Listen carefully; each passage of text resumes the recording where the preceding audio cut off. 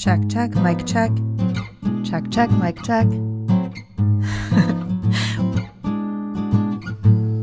Welcome to Podcast Envy. I'm your podcast boss, Andrea Klunder, and I am interrupting our series on podcasting and social impact to bring you a very special, live from the Blue Box Cafe in Elgin, Illinois, the Southgate Media Group podcast marathon featuring me in this episode of Hey Andrea, and Ask Me Anything on Podcasting, featuring questions and answers from current and aspiring podcasters in the community. Thank you, seriously, so much to Rob and Martha Southgate for making this possible. It was truly a super fun time. They are doing really cool podcasting events in and around Chicago, and I will be linking to Southgate Media in the show notes for this episode at bit.ly/podenvy032 for episode 32. That's bit.ly/podenvy032. Also, there you will find a link to get my Halloween special, a 3-card tarot spread for focusing your podcast content, shifting into a fresh perspective for your show, and having a little fun with your future. That's at thecreativeimposter.com/podcast tarot. Are they still in here? Can we give one more round of applause to Improvised D&D? I'm Andrea Klunder, and I like to introduce myself on my show, Podcast Envy, as your podcast boss, because Podcast Envy is all about the craft of podcasting. It's all about how to make a podcast that matters, rather than just like something you're doing in your closet by yourself, talking into a microphone. You don't know if anyone is listening or if it makes any kind of difference. And so that's what we're here to talk about today. And I thought that I would try something that I had never tried before. But before I do that, I also want to say thank you to Southgate Media Group for hosting this podcast marathon, Blue Box Cafe. My family would be so proud of me if they could see me here in this moment. In fact, I probably should have gotten them to come from Michigan because they are Doctor Who fan, like, number 1, 2, 3, and 4, and somehow I missed that gene. I'm like, it's all right. So I'm probably going to get thrown out of the cafe for admitting that. But so I thought that today what I would try is something I've never, ever done before, and that is a hashtag AMA. I hope I'm using that right, because sometimes I'm a little bit social media challenged. But an Ask Me Anything about podcasting. And because I didn't know who was going to be here, I didn't know if people here are podcasters, if people here are aspiring podcasters, or maybe one day I might like to have my own show, if you would have any questions. So I'm going to put that out to you, that if in the course of the next 20 minutes or so, you have a question related to podcasting of any kind, you can ask, and hopefully I'll have an answer for you. Since I am your podcast boss, I try to always have an answer, and we'll figure it out from there. So, does anyone have a question about podcasting? I thought you said, how do you run your audience? I was like, all right, so how do you grow an audience for podcasting? Very slowly and painstakingly, in my experience, unless you happen to already have a following. So, for example, I started with almost no following. Everyone on my email list was on my email list because they took yoga and meditation classes from me. And then when I switched into podcasting, they were like, unsubscribe, not interested. Not because they were, mean, but just because I switched gears and that wasn't what they had signed up to find out about.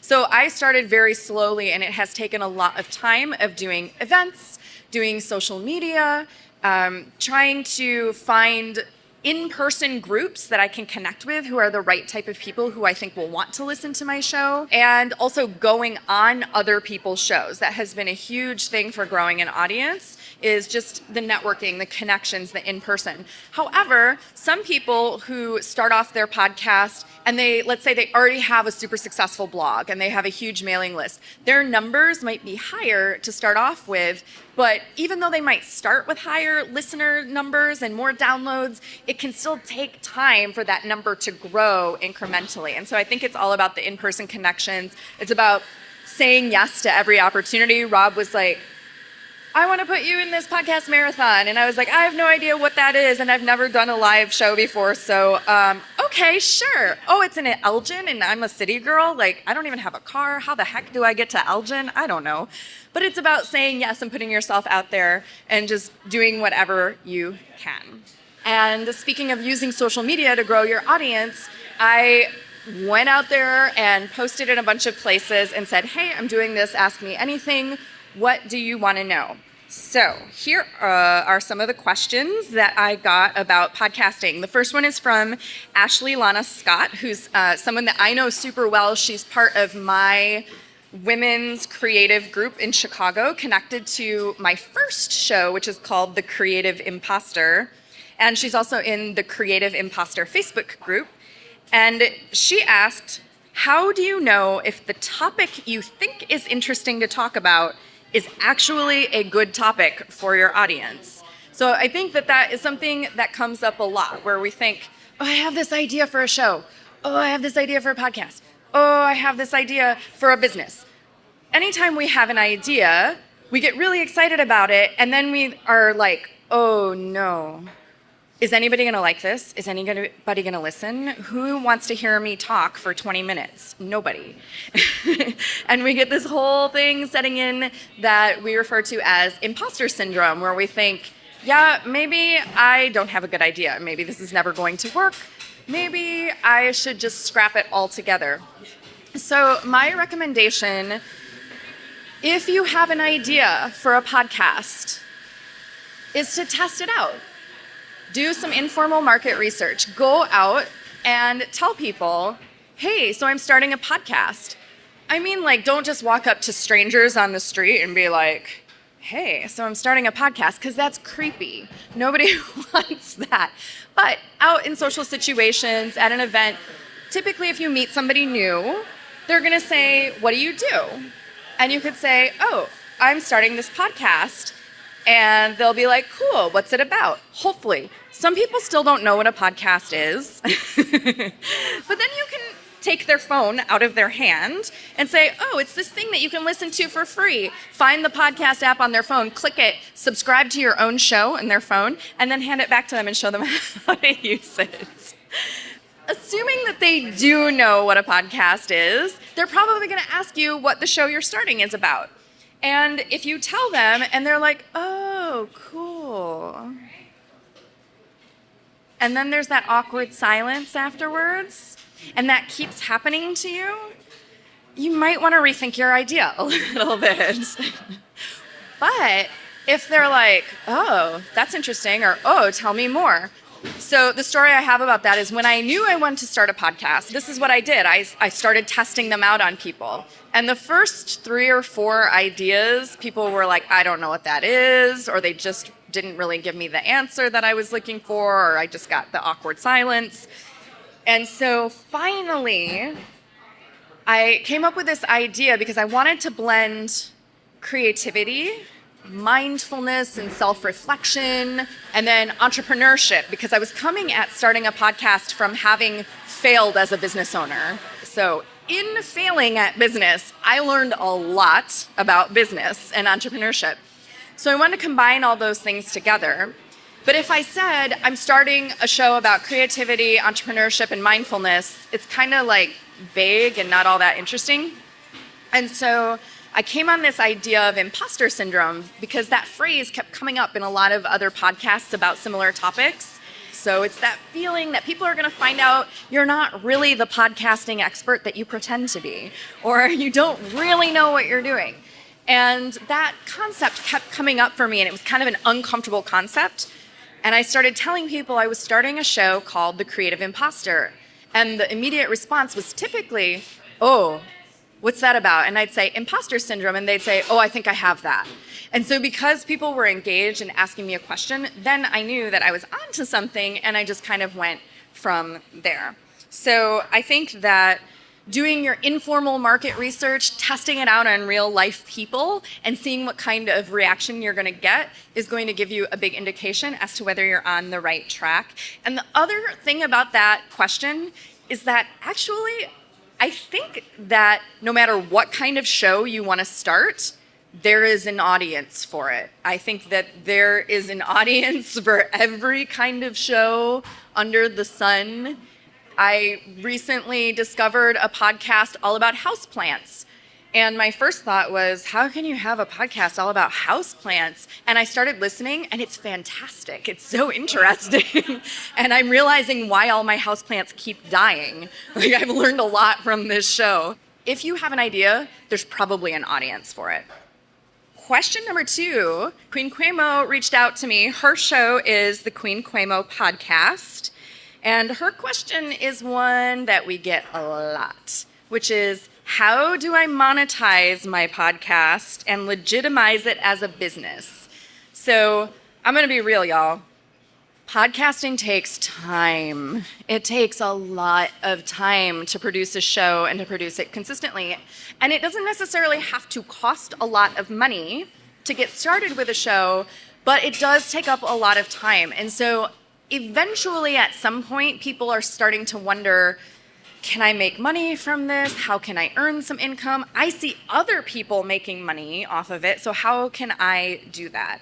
And so I took a listen to Queen Quaymo's show, looked at her website, and did just like a little bit of analysis.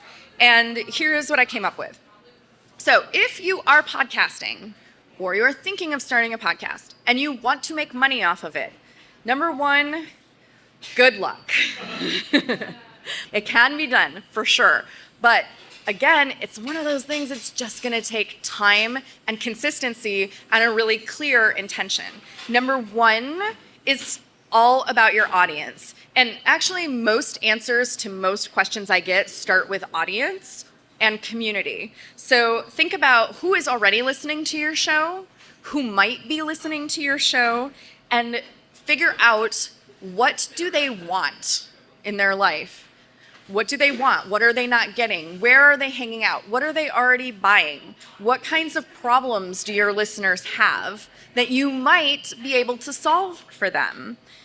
And then how can you start to build community with those listeners? So I started The Creative Imposter. I did not know how to make a business out of that at all, not a clue. I just knew that I wanted to try to make a podcast and figure it out from there. And as I was talking to people about the show, so many people started saying to me, that's so cool that you started a podcast.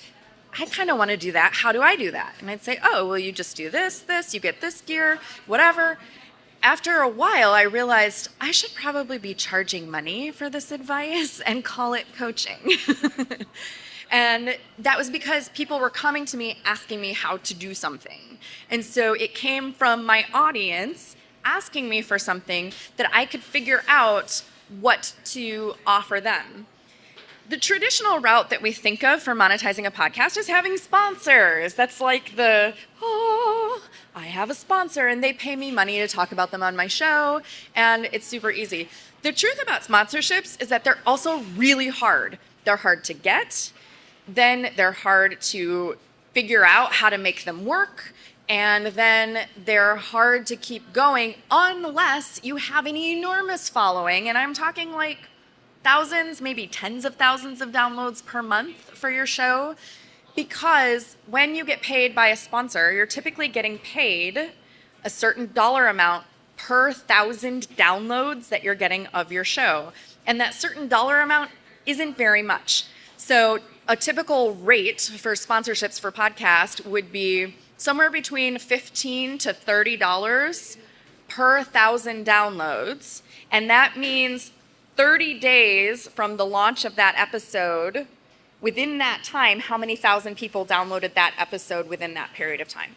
And so, like I said, if you're getting like $15 per 1,000 downloads, you've got to have a lot of thousands of downloads for that to amount to a lot. So sponsorships can be tricky, they can be challenging, but they can be done. In that case, you have to focus on volume. You have to focus on getting a lot of really loyal, committed listeners to your show. There's another way to do it that perhaps does not make so much glamorous money, but you don't need to have so many listeners up front to get somebody to say yes, and that is by becoming an affiliate. And you can become an affiliate of a product, a service, a company that people who listen to your show might be likely to use. And then what happens is you get a code or a unique URL or something like that, and when listeners go and use that product or service or company, you get like a little kickback from that. And so that's what I do. I have a podcast about podcasting. And so a lot of times people are listening to my show who are thinking about launching a podcast. Therefore, there are certain things that they need. And if I have an affiliate code for the things that they need that I would recommend to them anyway, whether they were paying me or not, it makes sense that I would get a little kickback from those. So affiliates are definitely a way that you can make money. So one is selling a product or service yourself that your listeners need. So that's what I did with podcast coaching and editing services. 2 is finding a way to get sponsors or affiliates, and that's by finding those products and services who your listeners might want and might use that you can collaborate with.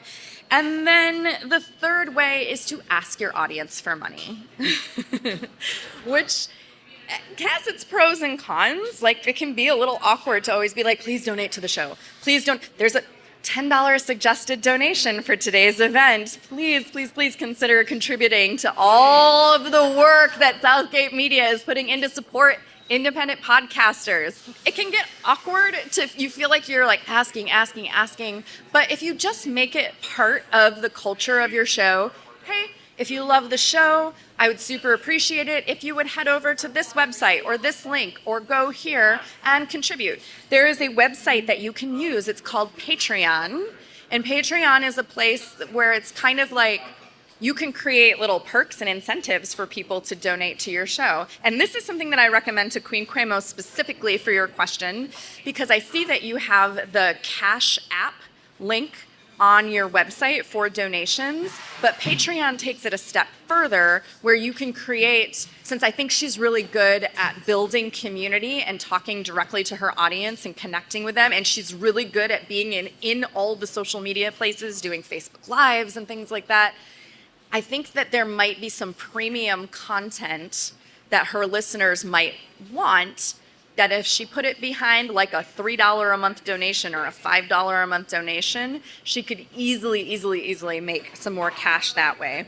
And then once you've figured out whether you're going to promote a service or product, whether you're going to get sponsors or affiliates, or whether you're going to ask your audience for support, then it's all about creating a treasure map for them and making it super easy for your listeners to figure out how to do the things they need to do in order for you to make your money. So that is how to make money as a podcaster. I do want to take a quick moment right here because there is a segment in my show which I like to call the Podcast Angel. And the Podcast Angel is my opportunity to share with you a way that you can support my show. And that is my affiliate or sponsor, or telling you about a product or service that I offer. And so I'm going to do a non-monetary Podcast Angel bit, and that is that I have a free thing that you can get on my website. So if you are a current podcaster or future podcaster, you can get a download that is, well, it's not a download, it's a 5-day email course, which is 5 questions you haven't asked about your podcast. So since we're doing the Ask Me Anything today, I thought that this was appropriate to share with you 5 questions you haven't asked about your podcast. And these are like those deep self-reflective questions, like kind of like, what is the meaning of life? It's kind of like, what is the meaning of my podcast and my podcasting existence? But they're really short, they're really accessible, and they'll help you think really strategically about your show and how to make it even better. So that is available for you at thecreativeimposter.com. thecreativeimposter.com/5questions. That's thecreativeimposter.com/5 questions. And you can go there right now, drop your email, and I will send you the questions. And you can have some deep reflective moments about the meaning of your show. All right, Podcast Angel, done. And I think that I have time for one more question, because this is a good one. All right, my last question. This is a good one. This came actually not directly to me. Donna Harris, who is the host of Constantly Under Construction podcast, she posted this in a Facebook group that I am a part of called She Podcasts. And She Podcasts is an amazing Facebook resource for female podcasters and female-identified podcasters. They have over 10,000 members in their group and a huge influence. They also have a show called She Podcasts. Donna had posted, "What keeps you going? I'm feeling defeated doing all of this heavy lifting for my show week after week with such a small number of listeners." And this is also a common thing. It's what I would call pod fatigue that happens when you've been creating your show, you've been working really hard, you've been promoting it, and you've been doing all this stuff, and it just feels like nobody's listening. And what usually happens after pod fatigue, unless you have support, is that you pod fade. And pod fade is what happens when you just stop making your show and disappear from Podlandia. And people find your show and they're like, "This is a great show." And they listen to the most recent episode and they're like, "When does the next episode come?" And they realize that that last episode was published like 2 years ago, and then you disappeared without a trace. And I'm sure we have all found shows in Apple Podcasts, iTunes, wherever, that have pod faded and disappeared. So I decided, for whatever reason, I was going to post a very long response to her question, because I hate when people feel defeated. Because podcasting is such an amazing, incredible platform and opportunity and way for you to get your voice out there. I mean, I feel like nobody ever paid attention to anything I had to say until I had a podcast. And then suddenly people I didn't even know were listening to what I had to say. And it's pretty amazing. So this is what I said to Donna. And she did give me permission expressly to use her question for today. So number one, growing an audience and getting more listeners takes time. It takes so much time. So much time. I have a client that I work with on and off on special projects. She has a home organization podcast. And she has over 4 million downloads all time of her home organization podcast. Every single month, she gets hundreds of thousands of downloads. And the reason why is because she has been podcasting for a very long time. She has been podcasting, I can't remember when she started, but I think she's one of the ones who started pre-iPhone, like before there was an iPhone. And she has been consistent. She is showing up week after week, putting out content. She's in her Facebook group all the time. She creates events. She just hosted her first ever convention for professional home organizers. She took time and consistency to build that following. Number two, numbers are subjective. So we sometimes see online in podcasting groups, people are like, "I hit 1 million downloads. I just launched a month ago and I already have 25,000 downloads. How do I get more?" And we start to feel like, "I launched 3 years ago and I don't have 25,000 downloads. What's wrong with me? What's wrong with my show?" If anybody is listening to your show, that's a huge success. I think about it, the first couple months I was podcasting, I was getting like 100 downloads of an episode, or 150, 200, and I'm like, this is so small. Other people are posting thousands of downloads. And my partner said to me, imagine that you were back in your storefront theater days, and you were performing in a play on stage in Chicago, and you had 150 people in your audience that night. How would that have felt? And I was like, amazing, because usually it was just your friends and family showing up and like the 1 or 2 random other people that you didn't know in the audience. I don't know if there's any other, I see some smiles and some head nodding, so I think there's some other storefront theater folk in here as well. 150 people in your audience would have felt amazing. And he's like, all those people are listening to your show. They all care what you have to say. So don't discredit that 150. Don't discredit that 20. So numbers are subjective, and most of the people that are posting those huge stats, those are like the outliers. That's not the average for indie podcasting. Number 3, consider why you're making the show beyond fame and fortune. Connect with what's important to you about that. Number 4, if you're feeling overwhelmed and you're saying heavy lifting, see if you can simplify. Can you scale back? Can you produce 2 shows a month instead of 4 shows a month? Can you make your episodes shorter? Can you outsource something to somebody else if you've got the budget to do that? Can you do less show notes? What can you do to make your work easier so it feels more in line with the value that you're getting out of producing your show? And then number 5 is take a break. Take a break from your show. Please tell your audience you're taking a break, because those 20 people who are listening, 150 people that are listening, they care. So just tell them, hey guys, I'm going to take a little hiatus from my show. I'm going to check in 2 months and see what's going on, but here are some great episodes that I recommend you listen to in the meantime. Let them know. And then while you're on your break, see if you miss your show. If you miss making it, then come back to it all refreshed with new energy. And if you don't miss it, maybe it's time to do a farewell episode and let it go and try something else, and that's fine. For me, what keeps me going is hearing one person who tells me that my show mattered to them. One person who tells me that it meant a lot to them. One person who tells me that it helped them think about something in a new way, or it gave them an aha moment or a resource. And it's that one person who I'm making the show for. And that is my advice for current and future aspiring podcasters. This has been Podcast Envy. I'm Andrea Klunder, your podcast boss. Thank you so much for being so quiet and attentive during this episode. Podcast Envy is produced by your podcast boss, Andrea Klunder. That's me. The Podcast Envy theme music is by Valentin Sosnitsky, courtesy of the Free Sound Project at freesound.org, and our podcast Angel music is by Benjamin Mastropolito, also on freesound.org as Lemon Cream. All music is licensed under the Creative Commons. Our episodes are mixed by Edwin Ruiz, and hey, if you want your show to sound as good as ours, hire us. Put the magic audio mojo of the Creative Imposter Studios to work for you. Thanks so much for listening, and here's to making your podcast the envy of everyone else.